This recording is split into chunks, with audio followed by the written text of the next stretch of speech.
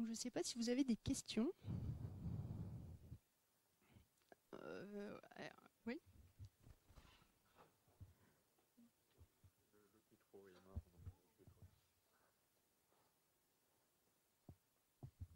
Merci. J'ai une question spécifique. Les opérateurs téléphoniques classiques ont des obligations de résultat pour les numéros d'urgence.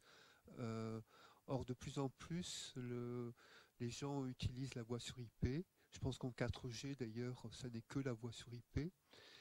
Donc, pardon? Il n'y a pas de voix du tout? Voix sur IP, donc. Ah bon.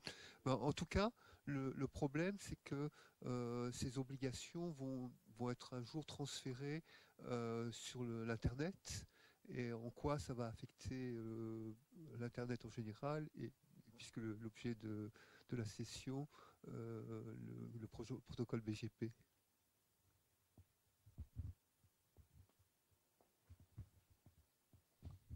Ouais, alors effectivement, donc là j'ai beaucoup parlé des interconnexions entre opérateurs. Après, alors pour tout ce qui est obligation légale en voix sur IP, c'est souvent interne à un opérateur. Normalement, si votre opérateur, votre FAI vous propose de la voix sur IP, en général, ce sont ces plateformes de services voix sur IP qui sont censées assurer comment dire, cette résilience. Il faut savoir qu'au sein des opérateurs, la voix sur IP, par contre, lorsque c'est un service managé, on peut prioriser les flux voix sur IP sur les flux Internet. Donc là, ça n'a pas vraiment de rapport avec BGP, c'est plus la COS, l'implémentation de la COS au sein d'un opérateur. Les flux Internet, en général, là, ils sont tous marqués en best effort. Et il n'y a pas d'histoire de marquage en fonction de telle ou telle destination ou en fonction de telle ou telle source. C'est du flux Internet, donc c'est du best effort. Par contre, rien n'empêche à l'opérateur, pour ses services managés, donc de mettre une meilleure qualité de service, en particulier pour assurer une bonne résilience dans les cas d'obligations légales, comme pour la voix sur IP, par exemple. Et par exemple, alors après, c'est vrai qu'on a de l'interconnexion IP, voix sur IP avec certains opérateurs. Donc ça, c'est de l'interconnexion. En fait, ça passe pas par les liens de peering. Qu'on a de l'interco voix sur IP avec différents opérateurs, par exemple, je vais dire un exemple au hasard, mais FreeWSFR, qu'on a de l'interco Internet, c'est sur certains liens, et l'interco voix sur IP, dans certains cas, c'est vraiment sur des architectures distinctes qui permettent aussi éventuellement de ne pas mélanger les flux et de ne pas avoir de problème de congestion sur des liens de peering ou de transit.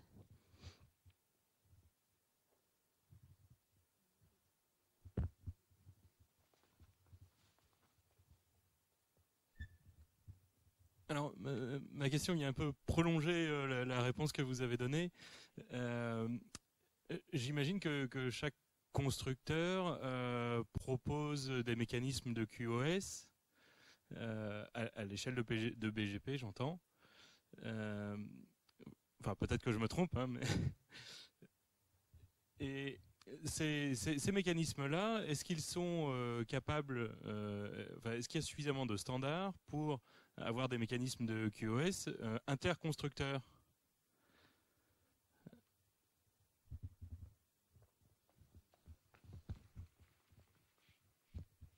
Alors, en fait, BGP... Alors, attends, est-ce que j'ai un exemple? Ouais, donc vraiment dans les specs de BGP, l'idée de BGP, c'est vraiment transmettre des routes et des informations sur les meilleurs chemins. Par contre, BGP ne transporte absolument aucune information sur de la COS qui devrait être appliquée sur les paquets ou quoi. Donc après, d'un côté, on a les annonces BGP qui annoncent les meilleures routes et qui permettent aux routeurs donc de calculer des chemins Internet. Par contre, il y a une grosse différence entre le protocole de signalisation BGP qui permet d'établir les chemins et ensuite le trafic qui utilise ces chemins BGP. Il n'y a pas du tout de lien, pas du tout de signalisation d'informations de COS entre les différents opérateurs. Par contre, je sais qu'il y a Alors il y a des comment ça s'appelle des projets de recherche, enfin francophones, enfin français, européens, etc. sur des idées sur comment on pourrait transmettre des informations de COS interopérateurs de manière à établir des chemins de bout en bout avec des COS particulières. Mais alors je sais même pas si eux travaillent sur du BGP, donc peut-être qu'ils ont des attributs BGP, etc. Mais en tout cas ça c'est pas du tout utilisé. Et donc vraiment, enfin BGP travaille sur les chemins et signalise des chemins. Et après, au niveau du trafic, en tout cas sur l'internet, le trafic c'est du best effort à chaque fois, donc il n'y a pas de. Et par contre, dans le cas d'architecture VPN MPLS où là BGP peut servir à monter des VPN MPLS et où en général les opérateurs VPN MPLS ont énormément de classes de services en fonction des clients premium, etc. Mais vraiment sur les services VPN MPLS, là c'est pareil, BGP travaille sur les routes. Et par contre, c'est en fonction sur chacune des interconnexions qu'on va configurer de la COS ou pas pour tel ou tel paquet de tel opérateur. Mais ça, c'est sur les VPN MPLS et c'est jamais véhiculé dans le BGP. BGP, ça signalise uniquement les chemins, quoi. Il n'y a pas d'histoire de COS.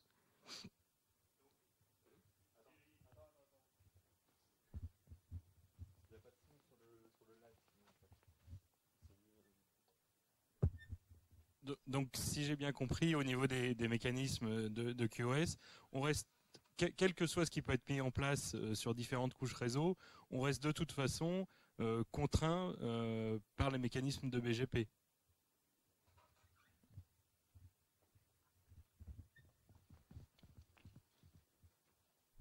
Tu veux intervenir sur le sujet ou... Ouais. Oui, non, un point important, c'est que BGP, c'est un protocole entre opérateurs. La QoS entre opérateurs, ça pose un problème particulier qui est que à l'intérieur d'un seul opérateur, si je dis tel paquet doit bénéficier d'un traitement préférentiel, ok, ça va, j'assume mes responsabilités, les autres paquets seront moins bien traités.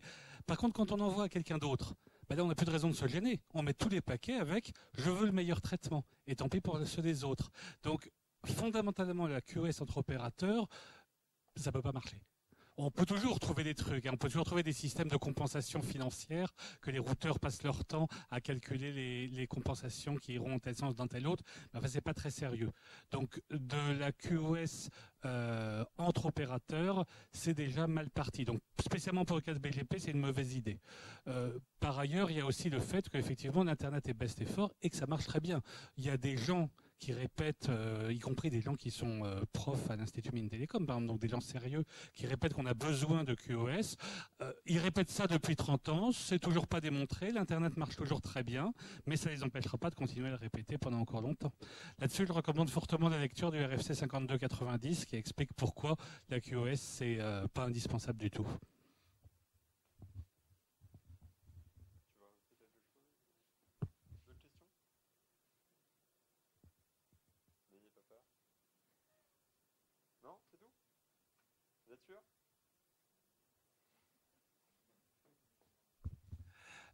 Pour le coup du traitement des routes avec les trucs comme ce que fait RouteViews et compagnie, RouteViews, c'est non seulement une vue instantanée, mais en plus il y a l'accumulation de toutes les updates BGP depuis je sais pas quand, mais je crois depuis longtemps.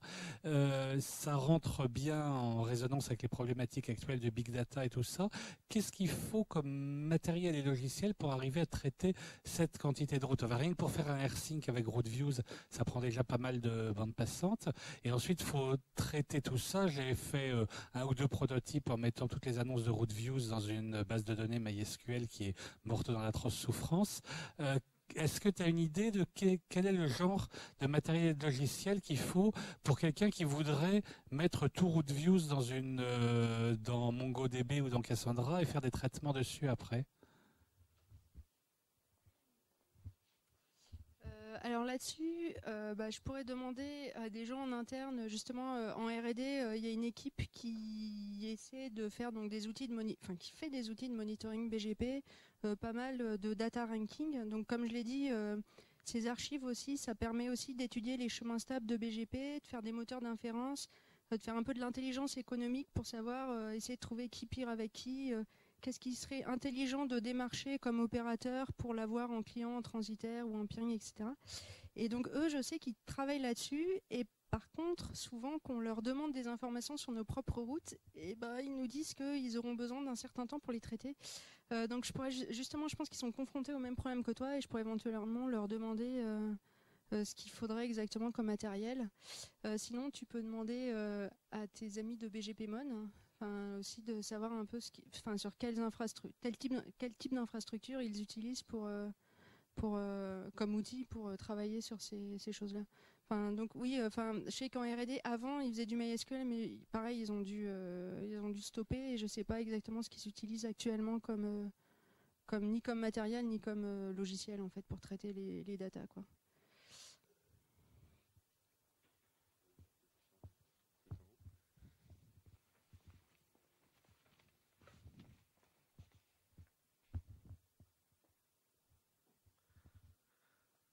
Oui, donc il y avait encore une question concernant justement les éventuelles congestions. Il en a été question à un moment d'éviter les routes congestionnées.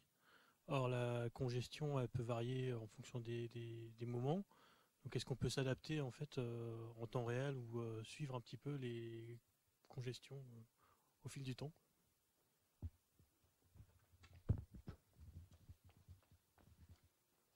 Merci, pardon. Oui, alors effectivement, donc quand on regarde les graphes par exemple de liens d'interconnexion, on peut voir l'activité étant en général humaine, donc étant sur 24 heures, on peut voir les périodes de forte congestion et puis les périodes où effectivement il y a de la bande passante. Et il y a pas mal, d'outils qui essaie à la fois de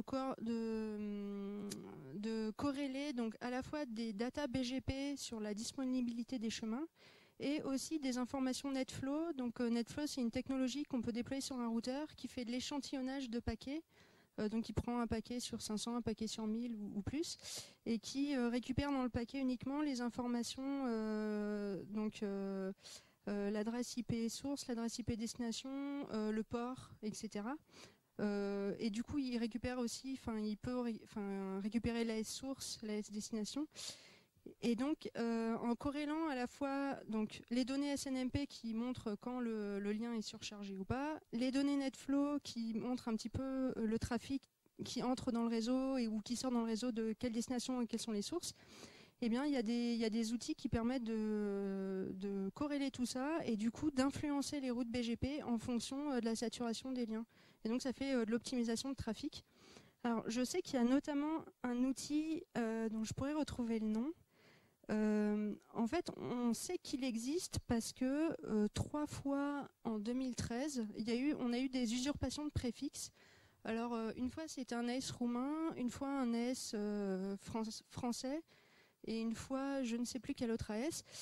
Donc l'AS roumain et l'AS français, c'était bizarre parce que nous on annonce, donc j'avais dit la plupart du temps c'est des /16. Et en fait nos /16 étaient découpés en /19 et étaient annoncés par uniquement un AS avec un AS-pass complètement bizarre. Donc c'était cet AS notre AS en origine avec l'AS roumain en upstream. Et puis en plus, nous-mêmes, on ne recevait pas ces annonces parce qu'elles étaient hyper localisées.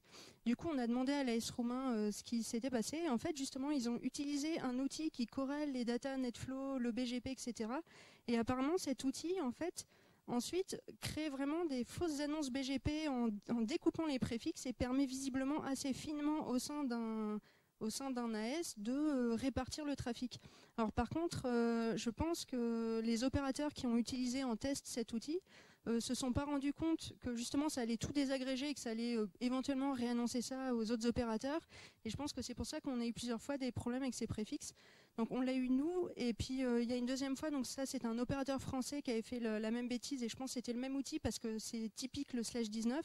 Et lui par contre il avait aussi usurpé des préfixes de Microsoft, etc. Donc ça avait un peu râlé aussi auprès des autres opérateurs. Mais donc il y a des outils qui peuvent faire des choses vraiment très très fines sur le trafic. Et sinon il y a des outils qui peuvent juste éviter les liens congestionnés. Donc ils voient quand dans l'espace il y a un lien congestionné, éventuellement à certaines heures balancer le trafic de l'autre côté.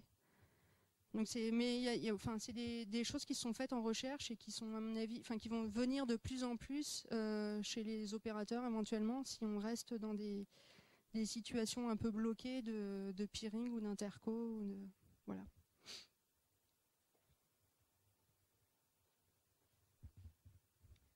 D'autres questions? Fini? Vous êtes sûr? Bon, ok. Merci beaucoup.